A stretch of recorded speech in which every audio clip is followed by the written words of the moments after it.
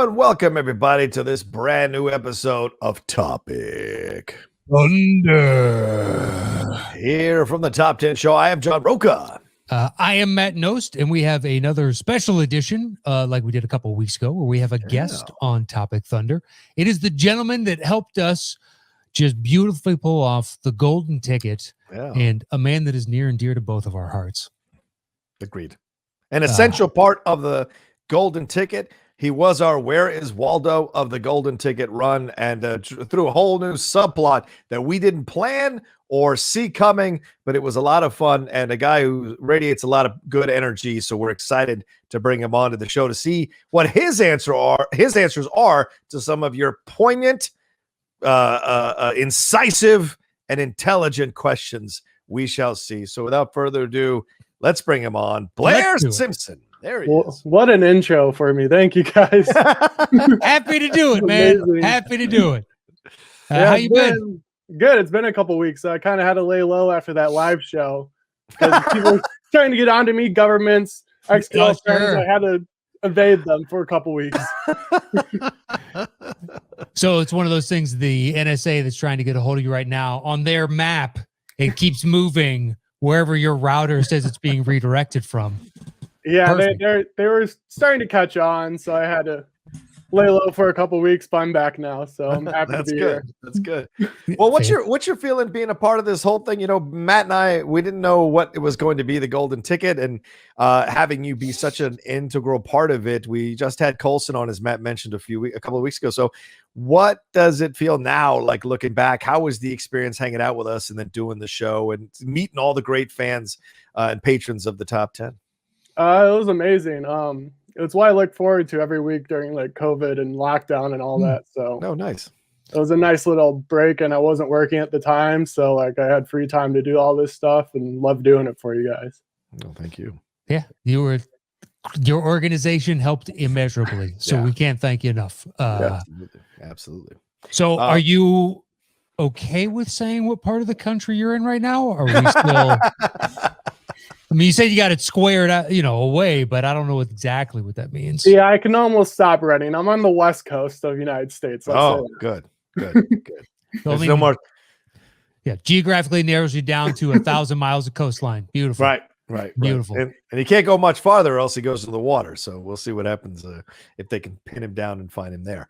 But you guys know the show. The show is you all, patrons, $5 and above, sending in questions, sending in thoughts, comments, whatever for us to respond to. We don't read them ahead of time, so they're always a surprise for us to read, and it's part of the joy of the show. Matt, I think you start us off, so let's do it. As per Blair's request off air, if we hit a basketball one, we're just going to save that to next week. So it'll be, hopefully it's like a general basketball question. I mean, I can try to answer it and like make us stuff up, but well, it's your call. But we can also, we can save it. All right. So our first one is from Michael D. Ew. And I think this is Michael D. Dyke. It says, "Hello, Matt and John. Greetings from Akron. Ew. I have a couple questions. Number one, what upcoming or past movies that had a huge buildup and in your opinion, they were just disappointing or okay? A few of mine were Star Wars Rise of Skywalker, like most everyone, and Tenet." Do we want to stop there? He's got one more question. We can get to that one, I guess, after we answer this. Okay. All right. What upcoming or past movies that had a huge buildup were just disappointing or okay? Okay. Yeah, in your opinion.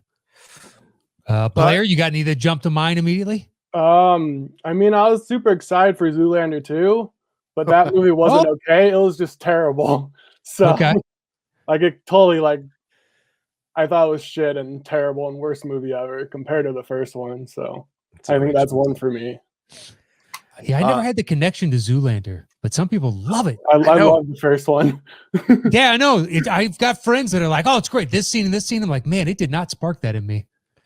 Yeah, I put that in the box with Zoolander Step Brothers to me. I just don't get the Step Brothers. See, Step Brothers to me makes all the sense in the world. I don't get it at all. Yeah, I know. Comedy is so subjective sometimes. Yeah. I think it's also like Ben Stiller to me is hit and miss. When I like him, I like him a lot. And other times I'm like, nah, not my cup of tea. That's fair. I think for me, just because we're about to re-explore it ourselves on the Cinephiles, I think Godfather Part 3 I think that is a film that I was looking forward to. The trailers were exceptional. I was like, oh my God, it's Coppola coming back to what he does best. And it's at that time in the 90s where you're like remembering how great he was. We were as a culture kind of moving past the stuff he did in the 80s and like excited for what he's going to. And then it comes out and you're like, what happened? All the way from top to bottom. There are some good scenes in the movie, and I'm still watching the coda to compare the difference.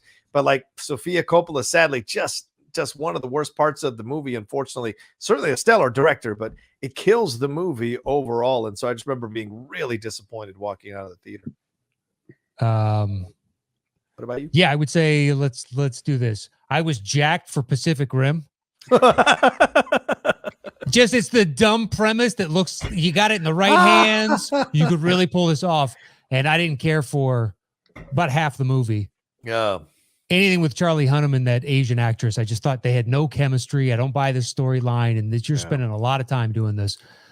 Let's see, Godzilla. I was disappointed by the Matthew Broderick one or the one most. No. The Matthew Broderick one looked dumb and it was terrible. Just all of them are bad. Godzilla movies. That first one, man, the trailer looks so good, and I was like, I'm hyped for this. And then I saw it, and I'm in the minority. I didn't enjoy it. You got another one, Blair? Just going off the Godzilla, I think the new Godzilla Kong movie is just gonna be okay. That everyone's building up. I know. The trailer's like lying to me again. They've done it every time and be like, all right, this King of the Monsters showing promise. And then I go see it. And I'm like, no. Yeah. It's just weird when a movie does that. Because you're not building outsized expectations of, it's going to be The Godfather 2. It's just like this seems like a slam dunk. Everybody seems like they know what they're getting into and going to deliver. And then the end product is like, I don't know what movie you thought you were making. I think Batman and Robin is another one that comes up in my mind because I mean, at the time, Batman Forever, like I liked that movie. It does not hold up now, but like I liked it at the time. I bought the soundtrack. I thought it was great. So Kilmer stepping away, I was sad about that because I loved him as an actor. But Clooney, this is when Clooney is coming out of ER. He's got all this thing behind him. I'm like, oh, this is perfect. He's good looking. This is a great Bruce Wayne. This is the Bruce Wayne I saw in the comics. Michael Keaton is handsome, but he ain't Bruce Wayne. Like that's George Clooney. So I thought, oh, this is perfect. And then you watch, and you got Chris O'Donnell, who had enjoyed Off Scent of a Woman, Alicia Silverstone, of all those Aerosmith movies and Clueless. So you think this is a great combination, and what a debacle. And Schwarzenegger and Uma Thurman, you're like, oh, this is going to be great tongue-in-cheek fun. And you're just like, this is horrific from the top trailer. to bottom. The trailer looked bad. I remember really? The trailer. What the fuck is this? Everybody chill. I mean, initially I thought Dark Knight Returns, but there are still moments in that movie that I genuinely like a lot. You mean Rises? Do you mean Rises? Sorry. Yeah.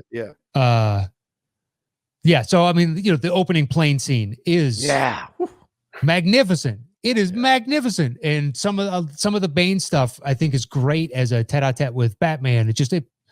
There are other aspects of it, but I think overall it succeeds more than what he's bringing up. Although Tenet I didn't think was terrible. Yeah, that's what I was going to say. I like Tenet a lot. So really? I agree with the patron on that. I really enjoyed myself. Okay. Wow. I found it interesting. I don't know that I'm going to go back and watch it again anytime soon, but it was at least intriguing. You have to watch it a second time. It's Nolan. Like, you don't after watching it a second time. I don't care how thick that beard is, man. Wait, does you Brana's do not tell me what to do? Does Brana's standard non-regional Russian accent get better the second time I watch? It's really excellent, the same I think Russian it's good. accent. Have you not been to the UN? That sounds like the hallways at the UN to me. I don't know what you're talking about. At least it's not Malkovich. Oh no, right? No, that's for sure. But it's the same accent he used in the Jason Bourne movie with Chris Pine. Like it's the same accent. You're like, oh, this is just all he does for Russian. There's no regional dialect or anything. And he's a Brit. Like Brits are super crazy about their accents of when people do them from a certain region. If you don't get it right, they come after you like crazy. So I just found that to be surprising for Brana. If Brana heard your criticism, he'd be like, you just don't get it. Yeah, probably. You just don't get it. What I'm doing here. It's nuanced. I took it from this guy Yuri I know, and then I guess I've met quite a few Russians in my day. Hey, Just like Udonis Haslam, they call him Bronowski. That's a basketball reference. I apologize. Right over my head. Sorry, Blair. There's a player that got in trouble for saying an anti-Semitic slur, and one of his teammates is like, "I got a lot of Jewish friends." I thought they just went to strip clubs and got in trouble. No. Well, he plays a lot of Call of Duty and got in trouble in the chat for yelling at another player. He gets very aggressive apparently when he plays Call of Duty. Myers Leonard. He seems like an aggressive dude anyway. Yeah, that's a fair point. He's a bro. in sometimes the wrong sense of the word. Yeah, exactly. He was shotgunning beers. He was taking on anybody that was shotgun beers with him down in Orlando. So they had the bubble in Orlando where the players all went to finish the season last year. And he's down by the pool like, bring it on. I'll take all of you. He's the only real true bro in the NBA. He's a Russian basketball player? No. He looks Russian, though. He could be Ivan Drago's brother. He could. He's a big, huge, dude. He's an interesting character. But yeah, he's like, anyway. I'm not starting anyway. I'm a shotgun and beers, man. All right. What's the second part of the question, brother? So the second part from Michael is, when listening to music, radio, Spotify, or iTunes, which songs make you turn it up to jam out? Every time he hears Led Zeppelin, Immigrant Song, Beastie Boys, Fight for Your Right, and every Robert Palmer Power Station song. That's a ballsy statement. Wow. Thanks for answering my questions. Be blessed, brothers. Michael D. You had me until Power. I can do it with Beasties. I can do it with Zepp. And you throw in Power Station and be like, oh, pump the brake. Pump the brakes a little, Mike. You might be showing your age very specifically. Matt, growing up in the Midwest. That's that meme with the baby going, oh, and stomping out of the room. You had me. I was there. And then you said Power Station. I don't know about the Power Station. If I haven't heard Journey in a while, I could do that with Journey. Oh, yeah, Journey's great. Oh, but God. They get played a lot. So if I've heard, Don't Stop Believing 5 times in the week, like I don't need to crank it. Separate Ways is mine. That's my jam. Separate Ways. I fucking love that. It just starts on Dina. The 80s were great because we all thought we were going to die from a nuclear bomb at any moment. So all the songs are like, this is the end of the fucking world. And so all these songs that were great, big sounds of the 80s. I loved it. Like Power Station, Mega Gong. I just don't know how you choose. Michael, I'm sorry. I don't mean to laugh, but Power Station. I mean, I think you could cherry pick single songs from tons of different bands that we all sure. Oh, know and love. Please. True, very true. I think it's more fun to be like, which group comes on, do you turn down? That's what I want to know. Nickelback. Nickelback? Sure. Nickelback's pretty good though. I like them occasionally. But they're good at what they do. They're good at what they do.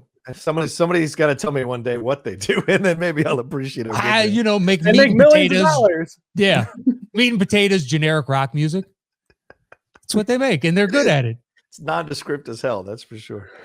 Yeah, but they've got a hook. I mean, that's kind of all you really need. I was thinking about that with Smash Mouth the other day. The fact that they made that you're an all-star specifically to try and get a Nike commercial or sell it to Gatorade. And ultimately, it was.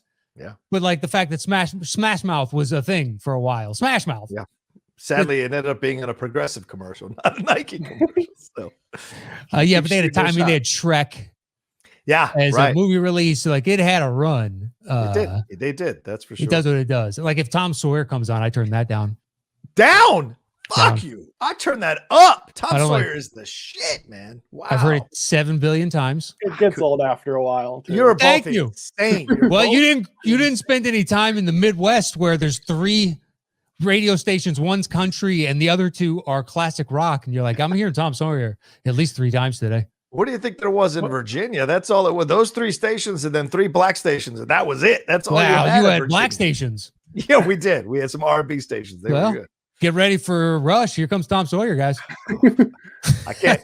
That one and another one bites the dust from Queen every single fucking time. Sure, I can do that one. Boom, boom, boom. Bad Company, I'm good. I don't need to ever hear again. Yeah, I'm good with that. What about Van Halen? What about Jump or? Yeah, I don't hear him that often, so yes. Okay, all right. What about you, Blair? What do you got? My favorite band's Rise Against, so anything by them, I turn way Okay. up. Same thing with Atreyu. I love Doomsday. If you ever heard that song, that Wow. song gets you Okay. up and I know. going, I know so- what you listen to now. All right. There's two. Yeah, so those are the big two for me, I guess. I never even heard of these groups. Oh, Rise Against? is Chicago based, and yeah. Rise Against? yeah. Okay. There's also I don't know if Rage he would like Atreyu. Atreyu's from Southern California. Okay. So, but they're more like heavy metal type. Oh yeah. Hard rock. I'm not in. Yeah, I'd say hard rock. I grew up with a guy in Virginia who constantly tried to get me into heavy metal. He was from West Virginia, actually, Matt from Morgantown. Heavy metal's great, man. Yeah, he got me. He tried to get me into Judas Priest. Tried to get me into Iron Maiden. Tried to get me into Metal Church. Early Death before they did Hysteria. Rob Zombie. No, I grew up past that by the time. But that was like early heavy metal. You ever listen to Ministry? I used to listen to Ministry. Oh, Ministry. Yeah. Fucking loved them. Pantera, obviously Metallica, Megadeth. Right.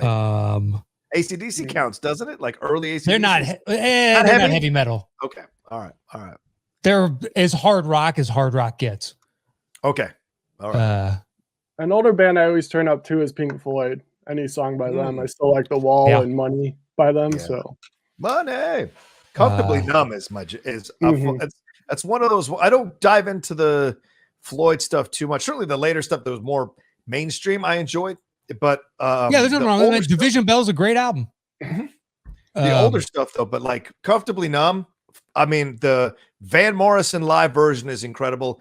Bruce Hornsby does a version with piano that he did with, I think, the Grateful Dead. It's fucking excellent. So that I don't think you can fuck up that song. It's one of those unfuckable songs. It's so great. Well, you've heard two good versions from two excellent musicians. Fair enough. Fuck that up.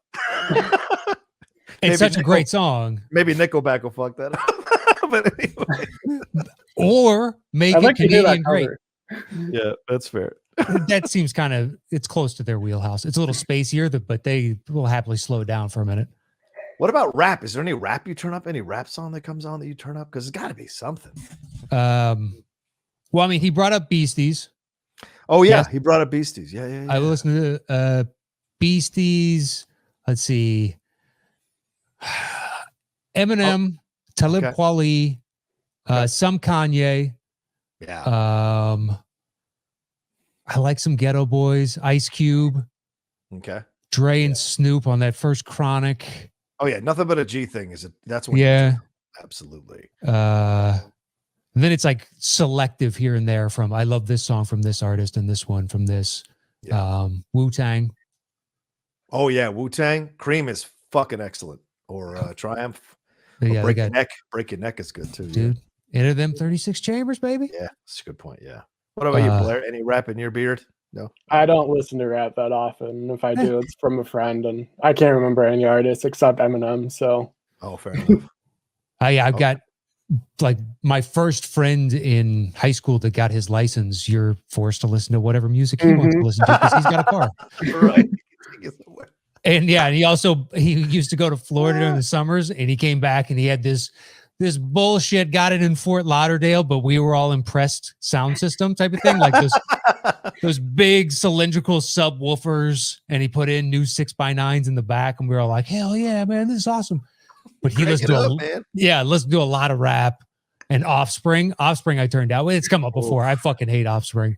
Oh God. Yeah. But yeah, he loved Offspring. And then the weirdest rap. I've heard so many obscure artists. Oh, this guy's from, the Panhandle of Florida. He's underground. What are we talking about right now? Yeah. Yeah. Wow. All right. Well, his first question, 20 minutes. Yeah. Good one. Good one, Mike. Thank you, Michael. All right, let's go to the next one. That is from Ben Cartwright. He says, hi, John and Matt. In the last week, I have watched Mary, Queen of Scots and Little Women, and there is no denying Saoirse Ronan is an exceptional talent. Like most, I'm certain there is an Oscar in her future for sure. She's been nominated. So my question is, what other young-ish actresses do you see with an Oscar in their future? Perhaps Michael B. Jordan, John Boyega. And secondly, what older actor would you like to see win one? I personally think Steve Carell has an Oscar in his future if the right role comes along. Stay safe and thanks for all the content, Ben Cartwright. All right, Matt, what do you got? Young one, I think for sure is Chalamet. Oh, Timothy Chalamet? Yeah, I could see that. He's gonna get one. Yeah, because he's already shown the range with doing something like The King. Oh my God, I know. To Call Me by Your Name.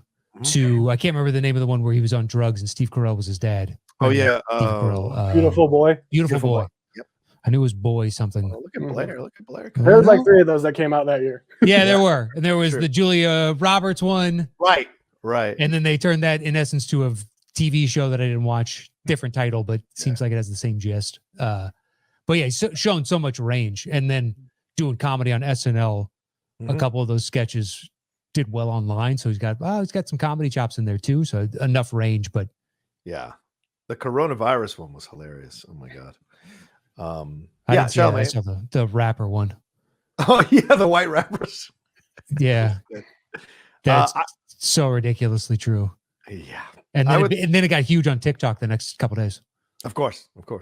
I would throw Florence Pugh in there. Florence Pugh is absolutely going to get herself an Oscar. I mean, if you watch her in Little Women, you watch her in even that TV series, Little Drummer Girl. If you watch her in any of the stuff that she's done, Fighting with My Family, she's great as Paige in Fighting with My Family. So her range is all over the place in the best ways. And so I think it's only a matter of time before she has multiple Oscars. Saoirse Ronan too. I mean, eventually they will start handing her statuettes. And as the Academy gets younger, as more women become part of the voting body, as more people of color and diversity becomes the voting body, there will absolutely be more people like that getting awards over the standard dinosaurs like Meryl Streep and other people that come along and get those nominations. You can't talk about Meryl like that. Call her a dinosaur, bro.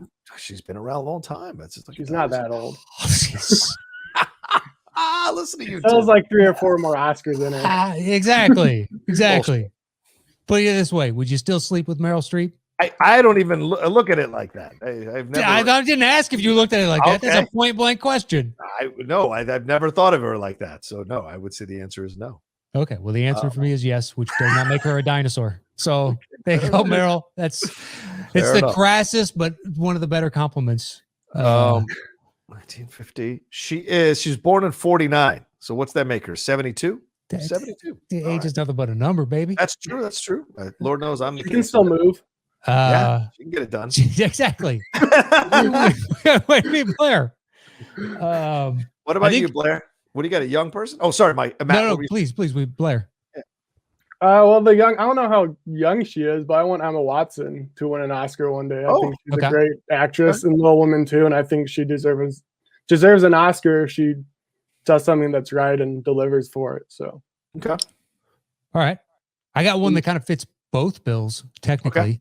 Okay. So to us, they're a young actor, but they're an older individual. I think Pedro Pascal's got an Oscar in him somewhere. Oh yeah, absolutely. Pedro, absolutely. I mean, don't judge him from that Wonder Woman film. Other stuff. No, well, because he'll get supporting shots more than likely. Excel at that, like a Sam Rockwell kind of path. He's got the chops and he's also got the charm, which means we're gonna want to see him, and he's gonna continue to get shots, and he's pretty much always good. Yeah. So yeah, Wonder Woman, but I don't blame him for that. Yeah. He made a choice. There was a lot of weird choices. I just watched the 1990 Teenage Mutant Ninja Turtles movie. Did you know Sam Rockwell was in that? One of the thugs. Really? I didn't know that. So young in that movie. It's incredible. Wow. Dude, how awful is it? I fell asleep during it. And I had to finish it the next day. So. It can still be entertainingly awful. Right. Yeah. I knew it was bad when I was a kid. It was still better than the others, but there's no way that thing holds up. No, it was on HBO Max, and I felt like, I haven't seen this since and you were like, I was a HBO kid, minus, I'm falling asleep. Well, the most childish pun I can come up with. Suck it. Thanks, Dad.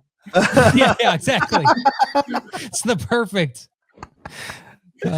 When's your girlfriend coming over? Blair? You guys doing a little HBO and minus, honey? Up top. No Netflix and chill over here. You guys need some beer? I can get you some beer. Here's some names. Jake Gyllenhaal's never won an Oscar. He's only 40 years old. He's destined to get one. Tom Hardy as well, only 43. Sure. Fassbender, only 43. McGregor is about to be 50. I imagine he'll get one at some point. McAvoy, 41, has never been nominated. So that would be interesting to see him get one on the younger side of things. On the older side of things, Michael Keaton, I think, God, I would love to see him get one. Malkovich has never gotten one. I think he still might be in play. Ed Harris has never gotten one. He should be in play, I think, overall. And Edward Norton's a possibility. Ralph Fiennes has never won either. And Ralph is an excellent, excellent actor.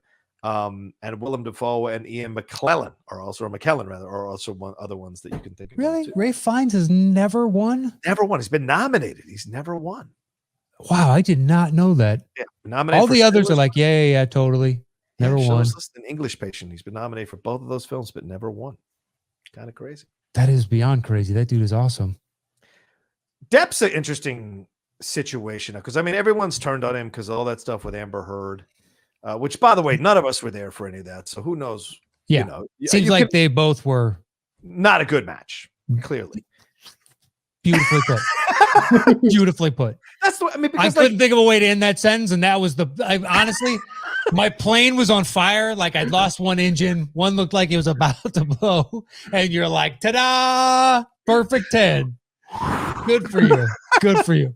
They were not a match made in heaven. Let's put it that way. It's not a good match at all. And you know, when you're with someone who's not the right person for you, the worst parts of your nature come out. And I think I think a lot of people listening have been in those shitty relationships, and you're not proud of some of the stuff. I don't know about that shitty. You did or said. Yeah, well, no, right, fair. It's relative, obviously. Reading the transcripts, and you're like, God, it's monsters among us. Yeah, really. Your eyes are melting out of your face, like what's his face and Raiders. But I think eventually once the little more time passes, I think just like they did with Gibson when they nominated for Best Director, like eventually Hollywood will bring Depp back around because he's a talented actor and he's damn good at what he does. Yeah. And then he'll be back in the mix. Yeah, I believe you're correct. And I'm just gonna leave it there. How about that? Fair enough. What about you, Blair? You got any older actors?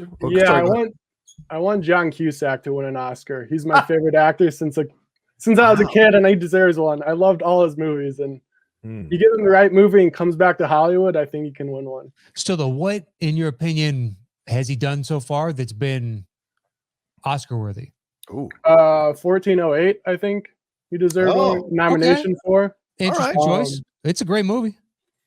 High Fidelity, I think he deserved, maybe, depending on the year, the people. That one had a shot, yeah. A lot of people liked him in that one, that's for sure. More of his like 90s, early 2000s roles, but not now because it's all direct to video and he's taking shitty roles. But he's doing the other opposite end of the spectrum of movies that Bruce Willis does. Yeah. Well, he's teaming with Nicolas Cage in these movies now, and I love them, but they're not Oscar worthy. So no. Yeah, have you seen the new trailer for Bruce Willis's Cosmic Sin? No. Oh, Jesus. No. I was on Metacritic trying to find a new TV show, and I saw that, and I was like, well, it's him and Frank Grillo. And I watched the trailer, and I never watched trailers. And it starts off, and you're like, interesting, and then it just looks so generic. And we're talking about a fucking trailer. So for 10 minutes, it looked unique. Or not 10 minutes, 10 seconds. And then for $1.43 thereafter, it's like, this seems like recycled plot from this, and this. And he looks tired. So I don't have high expectations for Cosmic Sin. If I know one actor who will never win an Oscar now, it's probably Bruce Willis. So I don't know, man. I don't know. The right role, if he gets rescued like John Travolta, like Pulp Fiction 2.0. Yeah. Plus, as he gets older, he's going to age into these grandpa roles, and you just never know. Yeah. mean, like Nicholson and About Schmidt. You don't see that coming from a mile away. When you watch that movie, you're like, wow, that's incredible. What if, because Joker's now won twice. What about Bruce Willis's Dark Knight, where he comes back as the grizzled old man? Dark Knight Returns, like the old. Yeah, it's just fucking one last hurrah type of thing. Like, I could see him getting potentially nominated for, so long as it's good enough. I don't know. It's hit and miss from DC, in my opinion. Yeah. Robin.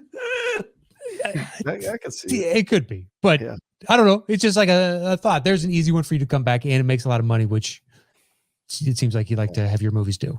Cusack's curious, though. It's a great point you bring up, Blair, because he's kind of spun out from where he was for a while in this mainstream area, and he was but now he's become more of a political person on social media. He rarely does the films. They usually go straight to DVD or straight to streaming, and they're not of the highest quality, and you wonder why that is. What is it about? Because, I mean, the rumor is...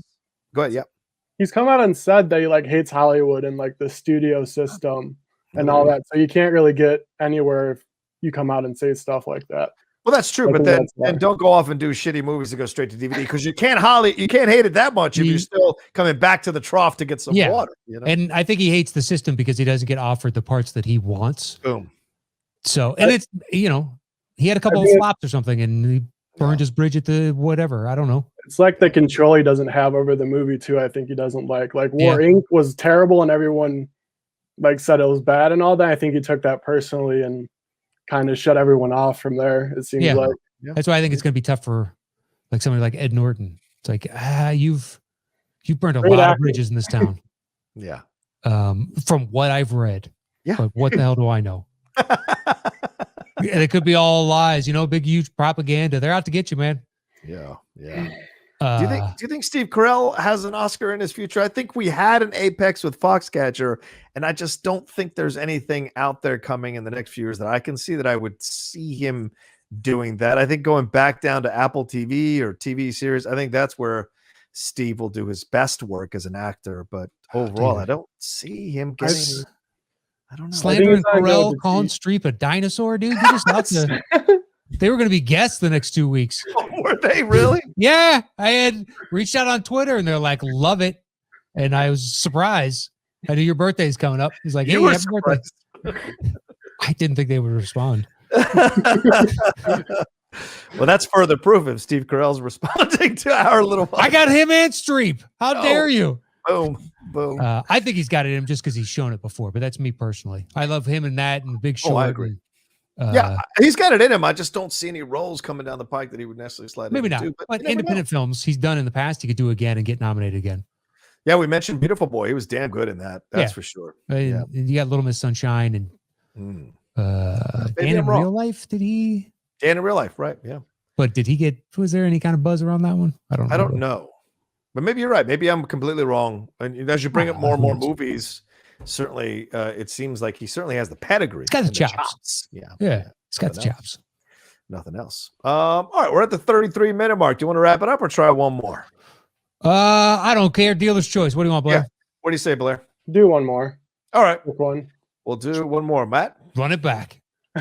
One more. Let's do it. All right. Thank you, Ben Cartwright. Yeah, thank you, Ben. Last one comes from Jay Scott, St. Clair. Yes. Says, boom, hey, boys. Your proud listener and patron, Jay Scotty St. Clair, presents ye with a question. Ooh. It's already long after Groundhog Day, but the eponymous Bill Murray classic got me thinking. If you were trapped in a time loop with seemingly similar rules and parameters, which day from your actual life would you choose to relive on repeat, as well as which fictional day from the world of entertainment? Thanks for the consistent quality, content, and entertainment. Deuces. Deuces. I don't know what the deuces is, but I like it. That's how you close a fucking email. Deuces. Is that peace? Is that what that means? Yeah. Peace. I always think it means it's the nicer way of saying peace, bitches. I've never heard anybody say deuces to me. Really? Oh, wow. To you, probably, but I've heard deuces before. All right. Which day from your actual life would you actual life or how about this? Is there a fictional day? You know what I would love to have seen is this type of thing in history. What does that mean? Fictional day? Well, like the day Caesar crossed the Tiber. Like pick a random event. Wait, but that's a real day. It's not fictional. Like in the past? Well, I'm sorry, a historical, because he brought up entertainment, but he also brought up something from your life. I think there's something from your life. There's a lot. I thought he was trying to say fictional day from a movie, like a fictional day in a movie. Did I misread that? I don't know. Well, we can answer it either way we want. It's our fucking show. So, well, which day from your actual life? Yeah, and then which fictional day from the world of entertainment are his? That's two? what I mean. Yeah, fictional day. Does that mean a day in a movie where the characters? Yes. Yeah. Interesting. In a movie, I'd want to go to the Passion of the Christ. What? You see the miracles Jesus did in person, so I can believe in all that. Like, actually see what happened and all that. So, sure. I want to see some magic. Wait a minute. I don't think he performs any miracles in that movie, dude. It's like he gets captured and then beat for 2 hours and then crucified. Yeah, but that's not in that movie. Fine, the party at the Red Sea then, whenever that happened. Well, that was Moses, but I'm down with that. I want to see miracles. Burning bush. Well, you can see him turn water into wine, walk on water. The loaves of bread. He's got, miracles. Whatever day of those took place, I'll go to. That is tough. I would love is a strong word. I can't visually understand what those massive Aztec sacrifices were like. Oh, where they would take people's hearts out as a sacrifice to the sun and on the big temple and all that, what they try and show in Apocalypto. But just what that atmosphere, because it doesn't make sense. We don't experience anything remotely close to that. You can't look at video footage of it. So you have to kind of conjure in your head what people must have been like. Was there a festive mood leading up to it? You know what I mean? Like they're celebratory because they want to please the god. Yeah. There's just so many questions. Like, I don't know where to begin to try and formulate what that must have been like. That is an alien experience amongst my life. Yeah. This is Groundhog's Day. So do you want to see that every day of your life? That's true. Like I'm trying to rethink my answer now. I'm like, I need like a happy, joyful time. And man, I don't know. I've got one day that I'd want to relive. Yeah, my personal, I don't think that there is just one specific. There's so many good ones. Yeah. Thank God. Yeah, fair. Let's see. So what was a badass thing that happened in a movie? But you got to relive it every day. Would you relive Hoosiers winning that game at the end? Or Miracle on Ice? Miracle, yeah. Yeah. But you see it every day, so it loses all its luster. Oh, right. You can change it, can't you? Yeah. Can't you intervene? Can you affect the outcome of what happens on the ice? You get to. I mean, if you get on the ice, if you maybe once, but are you going to do that every time? You know what I mean? Eventually, you're like, yeah, of course we score. Are you trained to be an excellent hockey player every day and then get on the team and then? Yeah, but that's more than one day. You can do all that in one day. Here's my answer. Spending 24 hours with Elizabeth Shue in Cocktail, being Tom Cruise in that's what I would like. 24 hours with Elizabeth Shue in Hawaii in Cocktail, falling in love with her, having a phenomenal day. That's the perfect day from the world. Not bad, in my opinion, because I had such a crush on her in the 80s, and those scenes in Hawaii or wherever they're at, whatever tropical paradise they're at, are great. Come on, man, they're in the Bahamas, baby. Are they in the Bahamas? All right, thank you, dude. Kokomo. That's right. Fair enough. Take me to. Do you remember the fucking I didn't even know there were lyrics in that song, but all right, fair enough. But the Beach Boys song, you do. Maybe. All right, but I didn't pay attention. But yes, that's my perfect day. Spending 24 hours with Elizabeth Shue in the Bahamas, meeting her and falling in love with her throughout the day. Absolutely. With that, I think I'll go to Star Wars Episode 2, Attack of the Clones. Ooh. And I'll just be with Natalie Portman on that island all day, every day. Riding, what are they riding there? I don't even know, but I love it. When they're out in the field and you see all these animals. All right. Sure. Right. I'm not gonna live out some weird cinematic kink with you guys. You know what I mean? That one stays with me. You guys enjoy exposing your cinematic fetishes. That's fine. But I did say that I would sleep with Meryl Streep, so we're all in the same boat here. There you go. All right. All right, that was a good suggestion to answer one more question. So thank you so much to J. Scotty St. Clair, a guy I've gotten to know over on the Outlaw Nation as well. Such a great guy. All right, thank you all so much for sending in your questions and all the stuff that you do here for us on the channel and on the show for the top 10. And thanks to Blair Simpson for joining us live today. So much fun having you, brother. Yeah, of course. Can't wait for season 2 of the Golden Ticket. If anyone wants, I have a YouTube channel too at Blair Simpson. If anyone wants to watch that. Nothing else to plug because I hate Instagram and Twitter and all that. So okay, there's just a YouTube channel if anyone's interested. It's youtube.com/Blair Simpson. Yes. Okay. Perfect. What do you do on that YouTube channel? So people just review movies. I just started like 2 weeks ago, and I was like, I got nothing else going on, so okay, why not? Nice. Yeah. Well, watch good luck to you. Crappy movies every week. Nice. Rise Against album reviews. Dude, guys, this is my favorite banger right here. Yeah. NBA commentary, you know? Oh, I'm tuning in. That's brilliant. Well, good luck on the channel, man. Thank you. Yeah, definitely, brother. It's good seeing you. Glad you're, happy, healthy, safe, and all that jazz. Enjoy the West Coast. It's lovely. Yeah. And I'll be moving again soon, so I'm sure. And thanks again for helping us on Golden. Yeah, of course. Yeah. See you later, guys. Measurable, as Matt said. All right. Later, take care, Blair. Take care, brother. Much love to you. All right, that was Blair Simpson, Matt. We had a fun time with him. Let's get the hell on out of here. What do you want to tell him? Thanks, Blair, for coming on. If you want to join and be a patron, please head over to patreon.com/the top 10. You get access to this show. We have our main show where you can join us in the chat over there when we record that twice a month. And create other perks just like we finished the Golden Ticket. And please head over there and join us. And you can follow me anywhere at Matt Nost. Yeah, and if you enjoyed Blair on the channel, come on in for the Golden Ticket at $10 and above. Get to participate in the next season of the Golden Ticket. So get in now as a patron, and you will be selected. And hopefully, and maybe you'll, kind of impress us. And you might get a chance to be on Topic Thunder in the future and answer some of the questions from your fellow patrons here on the Top 10 show and channel. So, all right, thanks everybody for joining. You can follow me at The Roca Says, and we'll talk to you next time for another brand new episode of Topic Thunder.